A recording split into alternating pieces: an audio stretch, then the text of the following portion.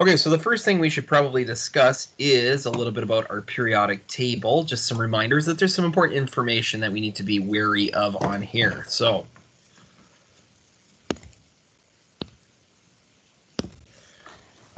groups and periods. So you separate our periodic table up into some groups and periods, and they give us some information. So the first thing we did was we labeled it, and you can see the little 1 here. So this is our first group, our second group, and then group 3, group 4, group 5, group 6, group 7, and group 8. So groups are up and down, or families. Sometimes they're called families because some of them have properties that repeat, depending if they're like all metals or all non-metals, something like that. So we did learn that the group number tells you the number of valence electrons. We'll come to that in a little bit. We also have periods on our periodic table, and they're running left to right. And our first period is hydrogen, and it has helium in it, so there's only 2 elements. And then your second period and your third period, your fourth period, all the way down to period 7. And really the period number only tells you how many shells that an atom has if you're actually drawing the Bohr-Rutherford diagram. So a few other things we need to be wary of, and maybe we'll even talk about this in a second, is we need to know that our periodic table is arranged by increasing atomic number. So hydrogen's number 1, helium's number 2, and then lithium's number 3. And then atomic number is going to tell you how many protons these atoms have. So if we look at, say, the 30th element, it's got 30 protons. If you look at the 80th element, it's got 80 protons. Each of these atoms starts with the same number of electrons, like so number 80 started with 80 electrons, but depending if it's a metal or a non-metal, of course, they can gain and lose some of those electrons. So the electrons aren't always carved in stone. The other value we need to be concerned about is our mass number. So if we just look even at the 35th element here, right up in the top, it's got a mass number of 79.9, and so that is going to round up to 80, if you will, and then we can figure out how many neutrons that we've got. So we'll just discuss all that stuff here too as we move along, and we'll jump to that. So you got your periodic table. There you go. I guess also too we're going to need to be concerned with the charges, the pluses and the minuses on our periodic table. So don't forget about those. Okay, so let's just start by talking about atoms. Just one adjustment here for me. I'm going to write this whole thing.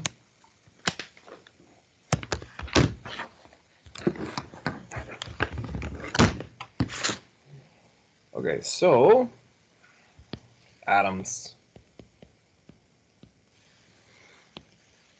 So they have made of 3 subatomic particles. 3 subatomic particles. We've got protons, or P. These are positive.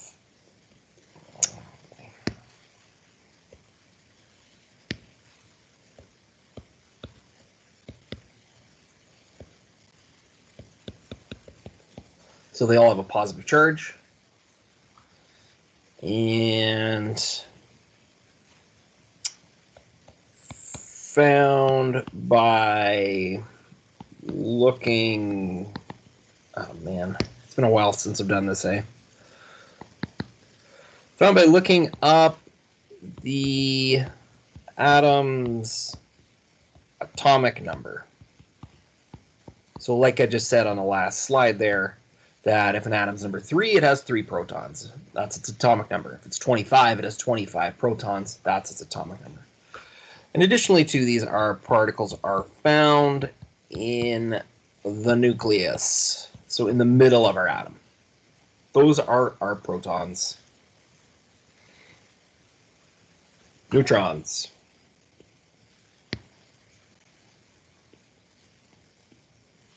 Wow. Neutrons. So symbol N, if you will. These are neutral, or no charge. They do have a point, though. They're there to sort of keep atoms from tearing themselves apart.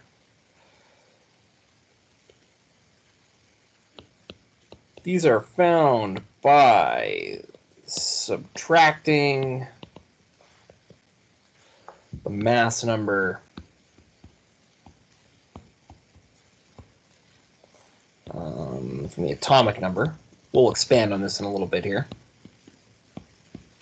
When we get to standard notation, we'll talk a bit more about that. So these are also found in the nucleus.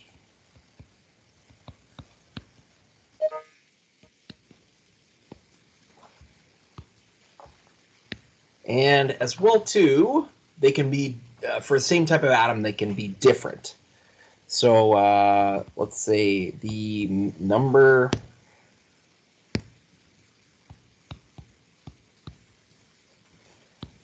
can change for a particular type.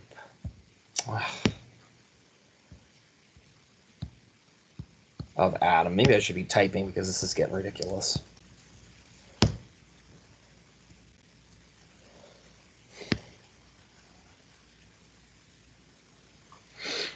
So the number can change for a particular type of atom. So you could have an oxygen atom that might have 8 neutrons, or you can have an oxygen atom that might have 9 neutrons, or even could have 10 neutrons. And those are called isotopes.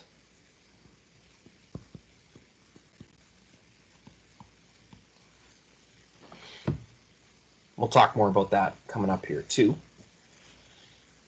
So our last particle would be the electron.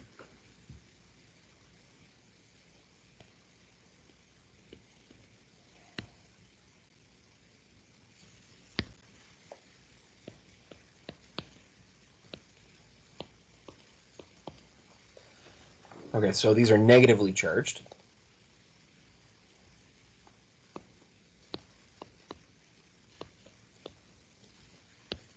These are found in shells that orbit the nucleus.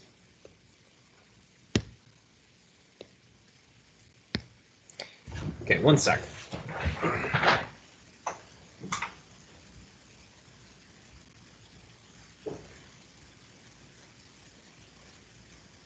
So we were talking about like protons, neutrons, electrons, and stuff.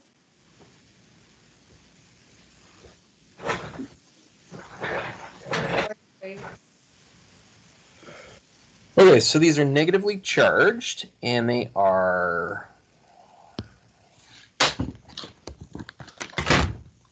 sorry, I'm getting a little annoyed here with this.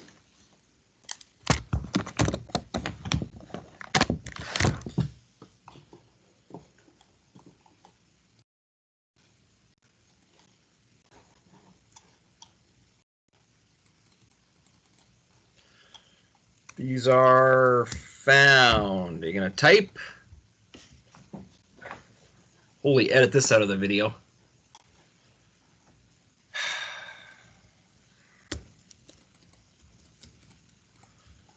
Okay, apparently typing doesn't work.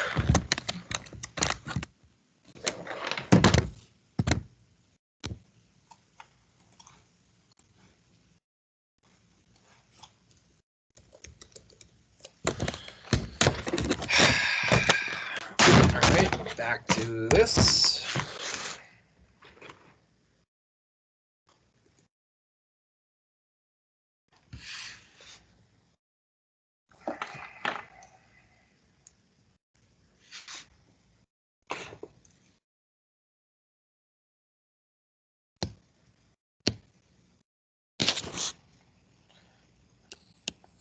Found in shells that orbit the nucleus.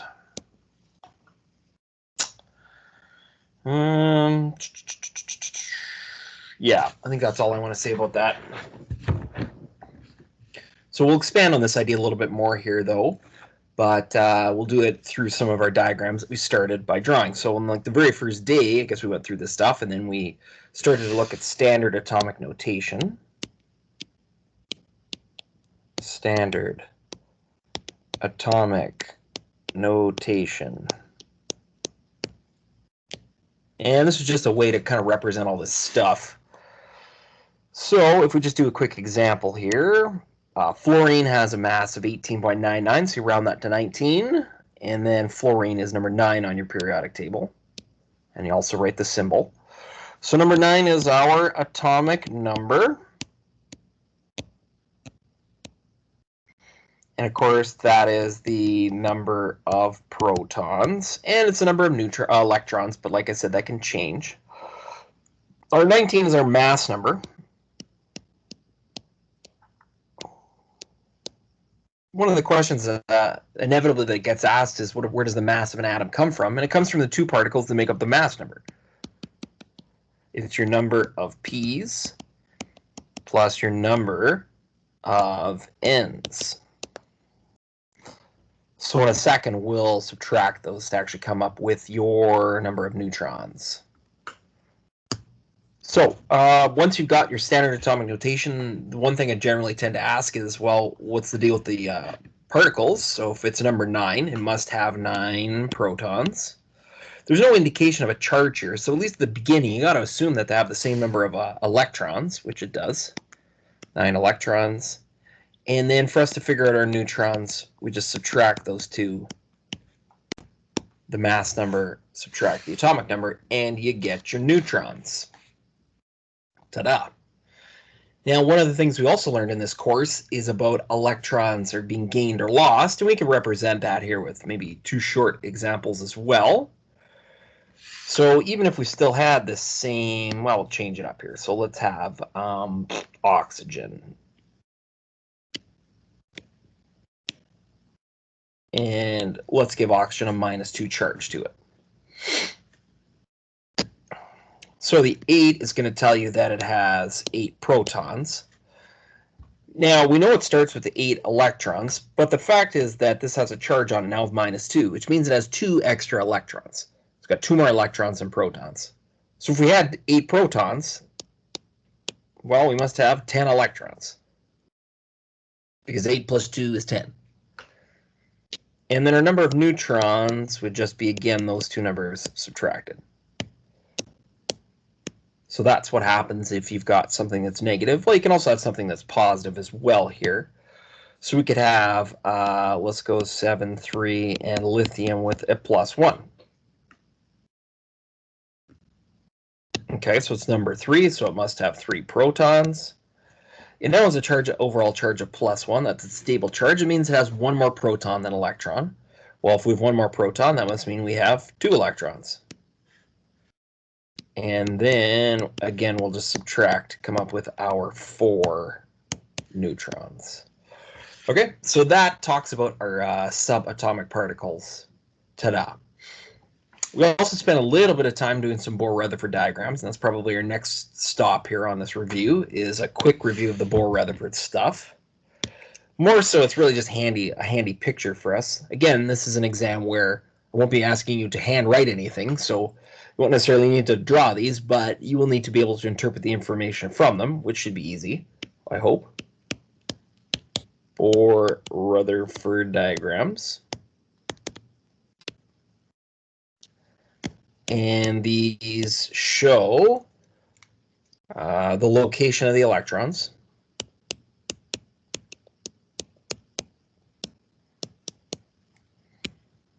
And this also are 2 rules. We can have up to 2 electrons in first shell, and then that one's full. And you can have up to 8 electrons in other shells. That says other shells. So it's not necessarily, that's kind of a lie, but we'll go with it. It works. So by using those 2 rules and using our standard atomic notation, we can show different Bohr-Rutherford diagrams. So if we even did something like the lithium example, let's do the lithium example from earlier. So if you're that one without a charge on it, I mean, you can have a charge, but let's not do that. You say to yourself, okay, so what particles are in my nucleus? Again, this is a fundamental question that I always ask. You know, where do you find the particles for, or what makes up the nucleus? Okay, so it's your mass. So that means it's got 3 protons because that's in the nucleus, and then we also have to subtract 7 minus 3 to give us 4 neutrons, and you can circle it, and that is your nucleus. That's all the mass of our atom is found right there. Now we get to put the electrons into our shells. So if this one's neutral, we have 3 electrons to put in total. So that means we can fill our first shell up by putting a 2 there. And then that leaves us with still 1 more to draw. So we'll put that 1 there. Valence electrons is also an important part of our chemistry lives at this point. So valence electrons, those are electrons found in the outermost shell, which in this case would be that 1 electron right there. So to make this totally correct, you could put it has 1 valence electron. Yeah, it's got 3 electrons in total, but only 1 valence electron, and that's the bonding one. We know where we're going with that stuff. We could also do...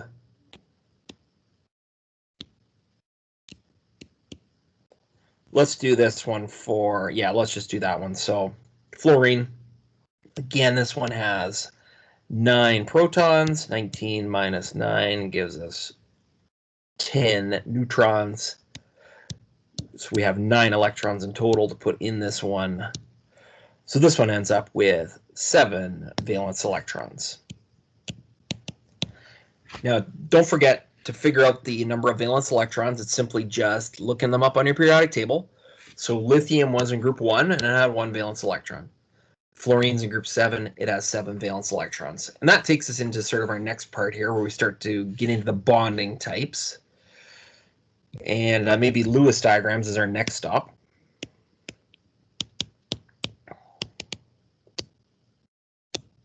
And again, these just show the valence electrons. So if we were drawing lithium, we would just draw it like that, and we've already determined it's in group 1, so it must have 1 valence electron. So you can draw it with whatever symbol you want. And then you get into the next couple of groups here. So that's calcium in group 2, it has 2. Aluminum's in group 3, it has 3 valence electrons. Carbon's in group 4, it has 4 valence electrons. Nitrogen in group 5 has 5 valence electrons. And this is where we start to make our pairs here. Yes, question, go ahead. This is all kind of a lot to take in. Well, we've barely scratched the surface here, so that's why I'm recording it so you can watch it back again later. So sulfur is in group 7. No, sulfur's in group 6, so it has 6 valence electrons. So we're putting 6 dots here. And fluorine is in group 7, like we found earlier, that it has 7 valence electrons. And then we get, and I didn't leave myself much space here, let's do argon. And this one is in group 8, and it has 8 valence electrons. And then we found that anything in group 8 was nice and stable. These ones are the most stable. That's where they exist by themselves. So stable ions is where we went with this. Stable. Also, can I ask you something? Sure.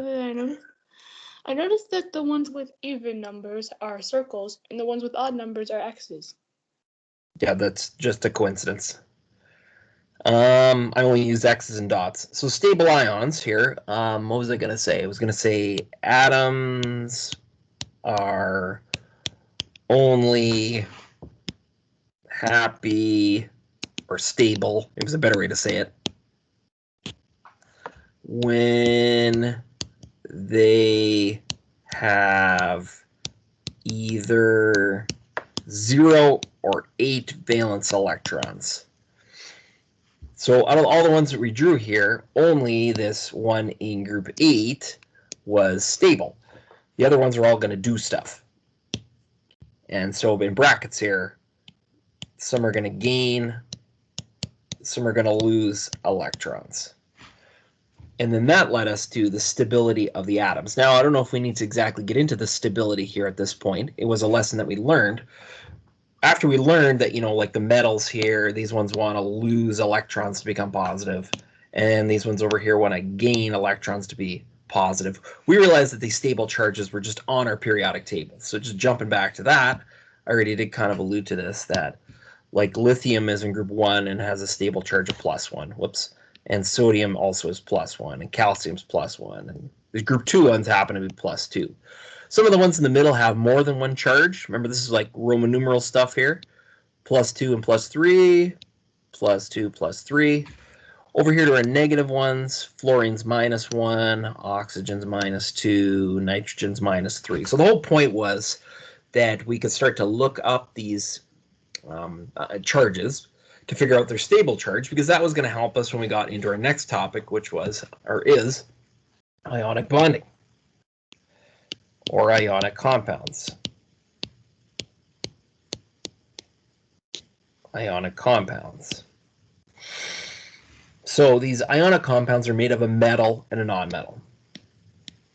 Made of a metal and non-metal. And a different way to say this is we could even say they're made of a cation and an anion. Just to remind you what that is, cations are positive, anions are negative. So it's always about something that's positive and something that's negative. And that's where those charges on the periodic table that we just looked at, that's where, of course, those are going to come in handy. So we looked at, I guess, maybe naming ionic compounds is our next direction here. I'm trying to think, like, I'm not going to make you draw any of these Lewis structures on the exam, but you're going to have to name the compounds and know how they originate. So let's see here. Let's just do a couple. So let's say we have sodium and we're putting it together with sulfur, NaS. I don't know if that's our right formula. So what you do is you go to your periodic table, you figure out sodium has a stable charge of +1, and you figure out sulfur has a stable charge of -2. Now what we're going to do is that little crossover method. So if you want to figure out how many sodiums you got, you just look to the number with sulfur. It comes down, it tells you there are 2 sodiums in this compound. And if you want to figure out how many sulfurs there are, you just look at the number with sodium. There's 1. I'm not going to write the 1. It's already understood that there's 1 there because we just wrote an S. In terms of naming this one, you just want to name the metal. So sodium is sodium, and sulfur becomes sulfide. Sulfide. So you just change the ending of that one. Let's see. So we did do a couple of things we need to remind you of. So let's do aluminum and oxygen. So if you grab your periodic table, you want to know what aluminum's charge is. It's number 13. You look it up. It has its plus charge of 3. Oxygen is -2. So again, when you want to come up with your formula for this one, you say, okay, there's aluminum, and there must be 2 of them. And then you're like, okay, oxygen, how many oxygens are there going to be? Well, there must be 3 of them. And then you can go ahead and you can name your compound. This one would be aluminum oxide. Now, sometimes the charges happen to be the same. Like if you did aluminum +3 and phosphorus -3. So remember, when the 2 numbers are the same, it's kind of like a fraction that gets reduced down in a sense. Another way of looking at it is that aluminum had 3 electrons to give up, phosphorus 1 to gain 3. So that's why you have 1 of each. So your correct formula would just be, like I said, 1 of each, ALP. And this one would be aluminum oxide. Now, there was some other stuff we did that we can't forget about here. So let's just do a couple more examples. If we had iron and oxygen, iron and oxygen.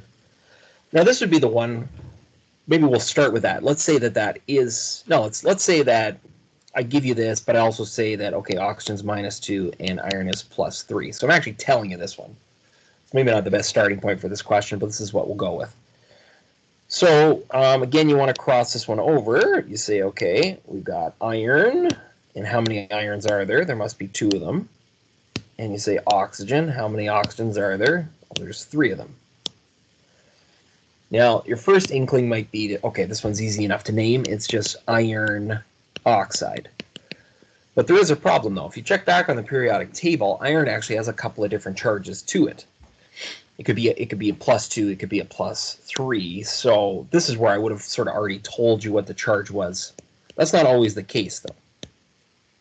Iron to oxide. So don't forget, sometimes you can have, oh, I don't know, how about copper and oxygen? So let's say I've given you that formula, and I want to know what the name of it is. So with this, you'd say, okay, I want to uncross this one. So you'd write your two ions, and you say, I'm going to uncross the charges, and they're both 1s. The problem with that is that, hopefully you've remembered, that oxygen never has a charge of -1. So it's like one of those ones where it's been reduced to lowest terms. It should be -2. We really just need to double everything. It should be -2, which makes this copper +2. So once you've figured out that copper is +2, you go to your periodic table, you look up and you say, does it have multiple charges? And it actually does. Copper could be, I think, +1 or +2. So when you go to name this one, you need to include a Roman numeral. So remember, you don't always need a Roman numeral in your names. It all depends if there's multiple charges to it. So Roman numerals was our next stop. Now this wasn't the end, though, because we also got introduced to polyatomic ions.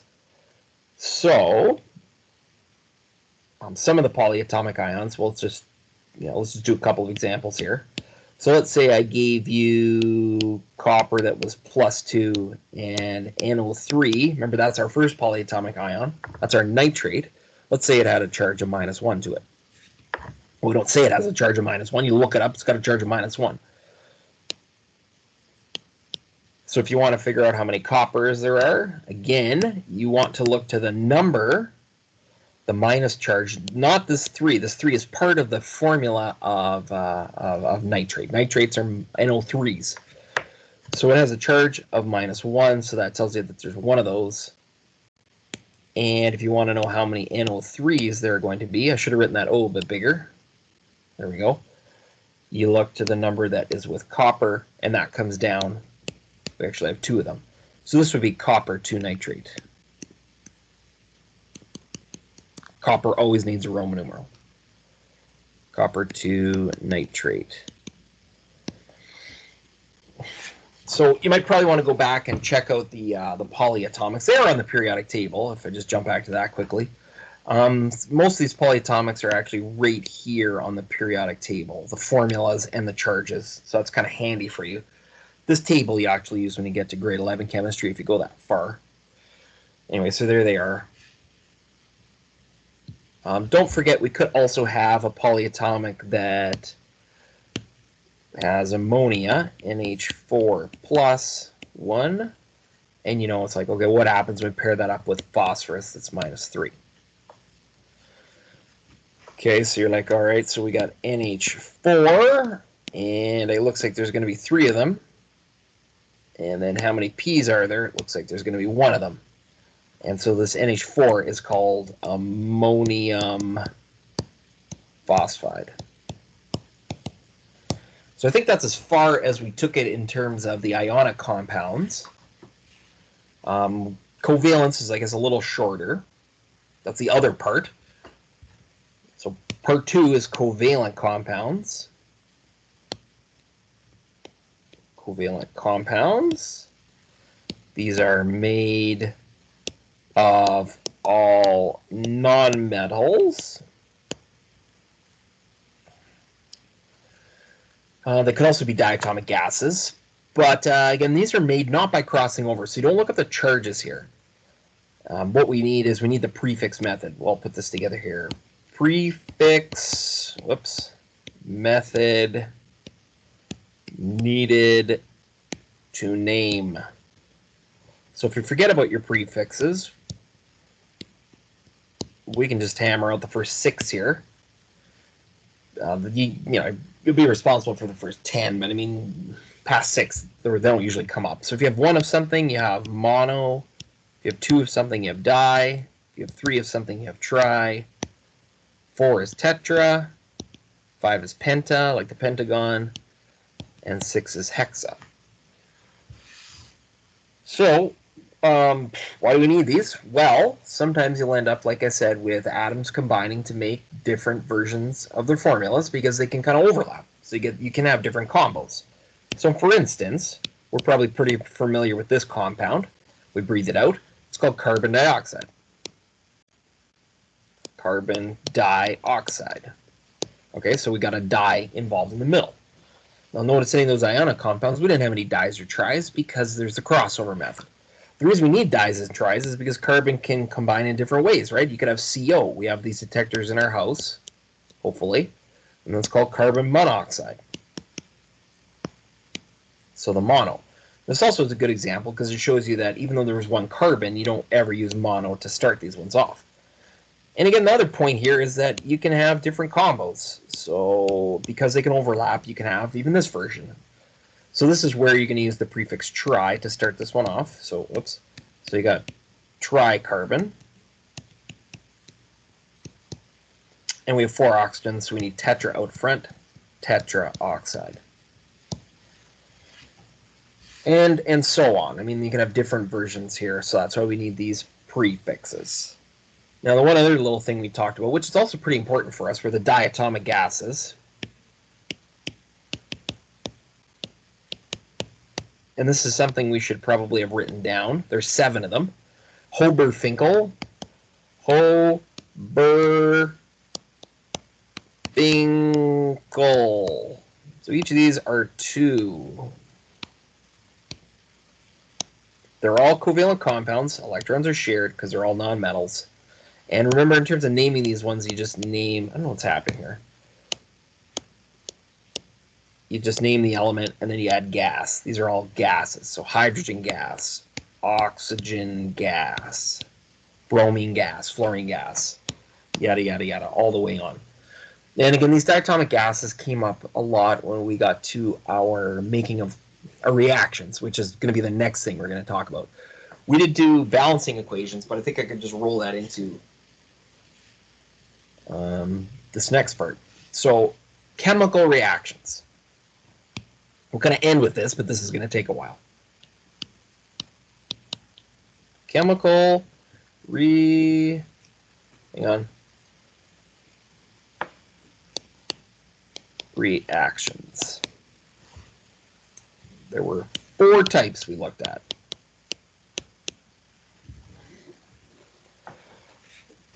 I don't know, easiest to hardest here.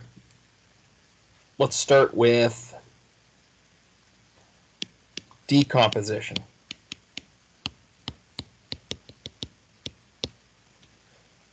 So when something decomposes, it breaks down. Just like if we had compound AB. It would break down into its atoms. A plus B. We may or may not be done. This is where we would consult the diatomic gas list and see if A or B happen to be on it, because atoms can exist as either diatomic gases or by themselves. And if it was a diatomic gas, that would again lead us to have some balancing and things like that happen. So why don't we just tackle a decomposition reaction here. NaCl. NaCl. Sodium chloride. Out of all the reaction types we did, this is the only reaction type where there is one thing on the left side of the arrow. We just have one thing, NaCl, yeah. The only thing it can do is break up. So it has to break up. So your first step for a decomposition reaction is you write down the 2 atoms. Your next step is you say, okay, I consult the diatomic gas list. Are either of those on it?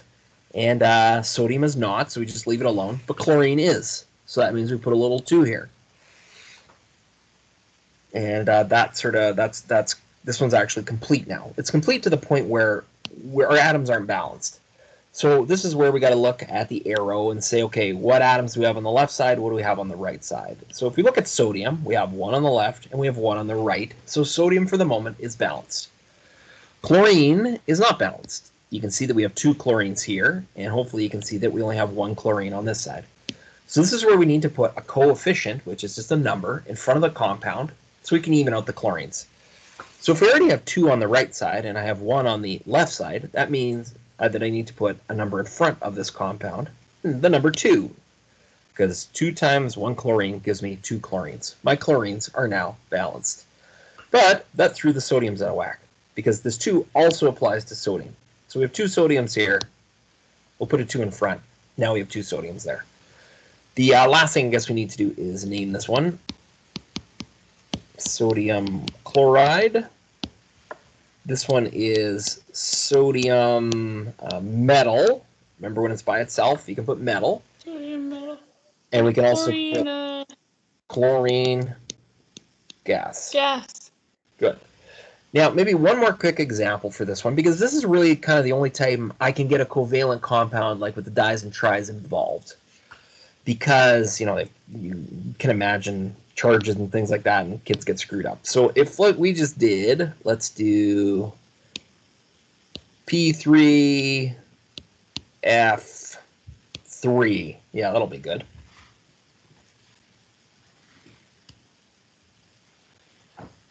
So again, you follow your rules. You say, well, I'm just going to write my 2 atoms, which are P and F.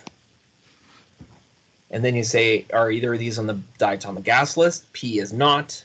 F is on it. So we'll put a little 2 there. So that balances, or sorry, that creates our formulas. Now it's a matter of balancing this one. And I did set this one up so that we would have 2 fluorines on this side and 3 fluorines on that side. 2s and 3s are pretty common. So when you get a 2 and a 3, that means you want to just multiply them together, 6. And that tells you that you want to get 6 fluorines on either side. So you got to ask yourself, what number do I want in front of this FL2? It's not even F. Why am I writing FL? It's not FL, it's just F. Holy moly. Not FL. Thought that felt funny the whole time. It's just F. F for fluorine. Anyway, so we've got 6 fluorine. We want to get 6 fluorines on either side. We already have 2 on this side, so what times 2 will give us 6? That'll be a 3. So now we have 6 fluorines on this side. And over to this side, we say, okay, what number do we want to get in front? If we already have 3 here to give us 6 in total, well, that should be a 2. Now, we're not quite done because that 2 also applies to the phosphorus here. 6. Okay, so naming this one, now again, like I said, this is the one time I can sort of get the covalent stuff outside of the diatomic gases involved. So you want to name this one triphosphorus, trifluoride, enzenide. This is just phosphorus. We don't have to put nonmetal, and this one is just fluorine gas. Okay, there is your decomposition. The opposite of this would be synthesis, where so it's like just basically flipping these reactions around. So number 2. Synthesis. A plus B gives you AB. And again, this formula AB, it's just not AB. It all depends on the charge of A and the charge of B, and you cross it over and you figure out your formula and you kind of go from there, right? So, what if we had aluminum plus chlorine gas? So this might be the kind of question where you might want to go to the side of your page or the bottom of your page or wherever you're going to do this and write your 2 atoms. Say, okay, we got aluminum going together with chlorine. I know there was a 2 there. I don't care about the 2. I just care that it's aluminum and chlorine. And then you look up their charges. So aluminum had a stable charge of +3, and chlorine has a stable charge of -1. So when you go to actually cross this one over, that tells you that you get 1 aluminum and 3 chlorines. So this is actually the formula that we want to put on this side here.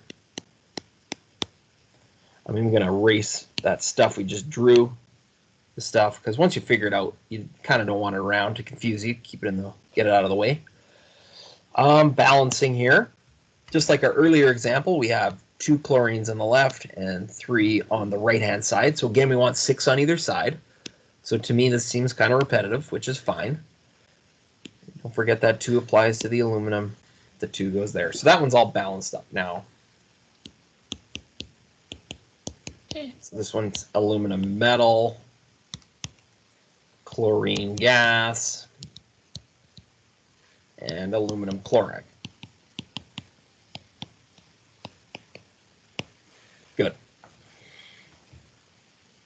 So synthesis, this is the only one out of our 4 reactions where you get 1 product.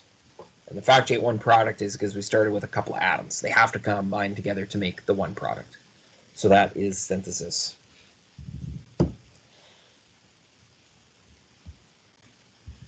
Single displacement.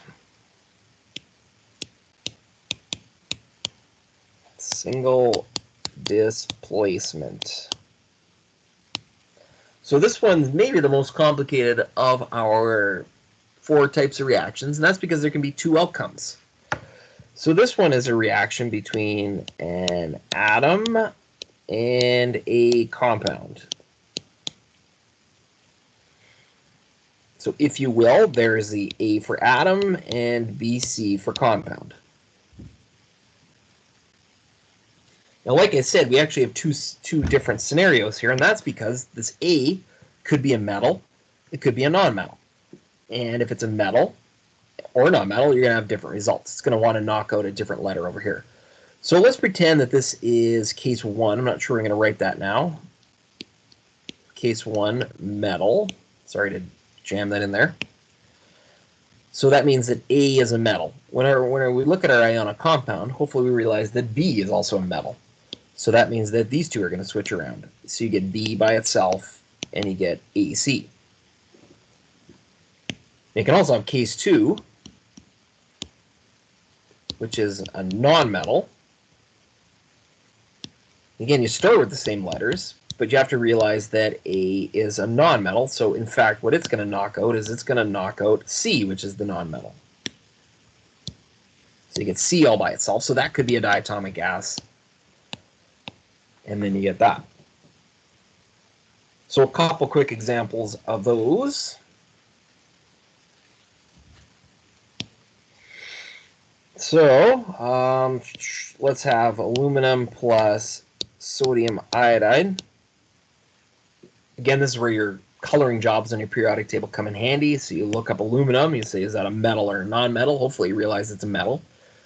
And that means it's going to liberate the sodium. So you get sodium all by itself. It's a metal, so it can't be on our diatomic gas list.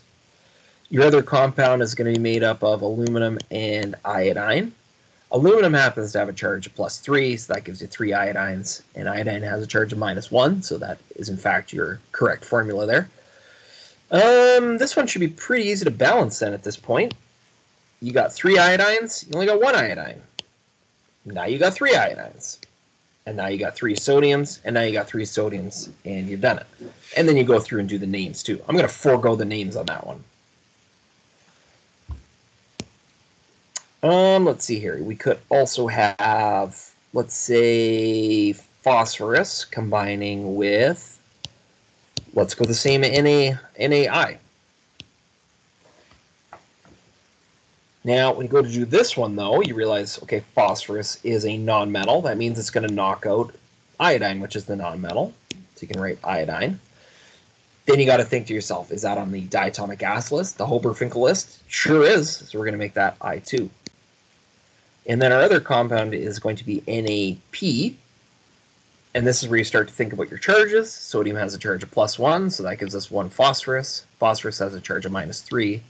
So that gives us 3 sodiums. Let's see. This one, inevitably, we're going to have a little bit of jumping around go on here. So probably if I was going to balance this one, my first thought would be, okay, I've got 3 sodiums, so I'll put a 3 there. But then what that does is it gives us 3 iodines, and we already have 2 iodines. And just like those other cases where we had 2s and 3s, we want to get 6 on either side. So I actually have to make a little change, I guess, to what I just did, because I want this to end up being 6 iodines. So we'll scribble that out. And you know what? This happens. You get 6. And you get 3. And let's see what else we got here. Because we got 6 sodiums, I better put a 2 in front of that and then a 2 there. That's probably as complicated as they get in terms of balancing. So the last one here, double displacement. Yeah, that's... Sure, double displacement. One sec, I gotta rid of this box.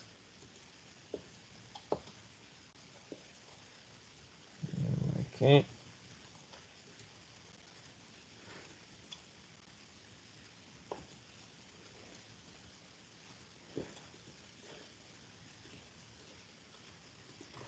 Okay, wrapping this up.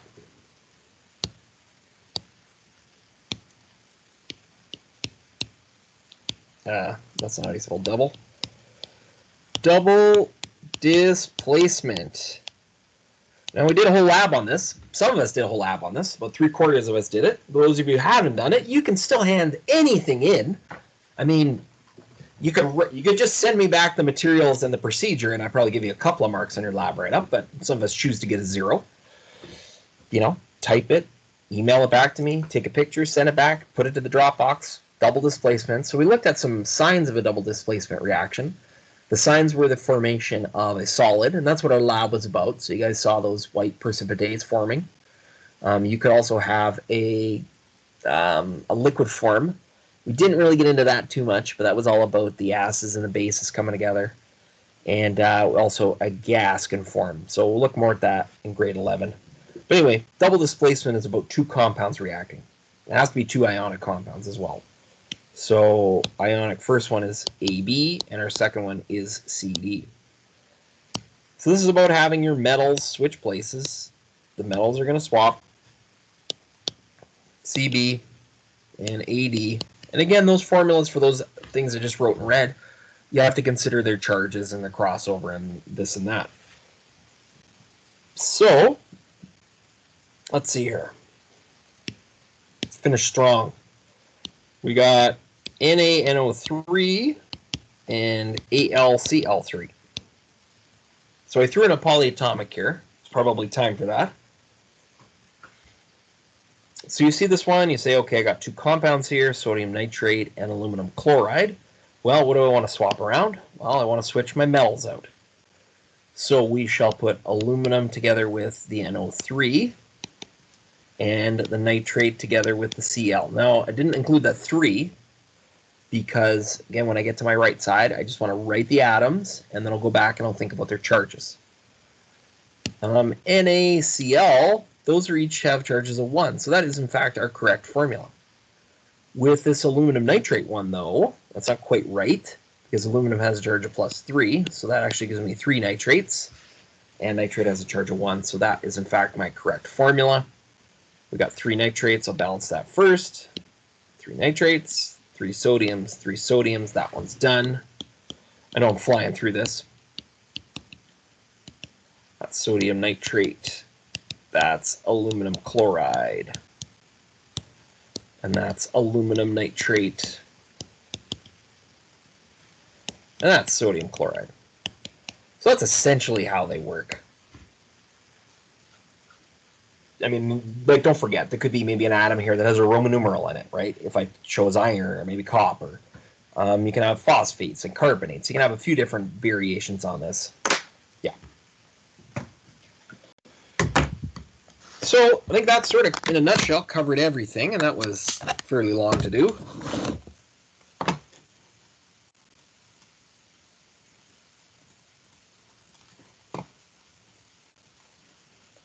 So I stop recording there.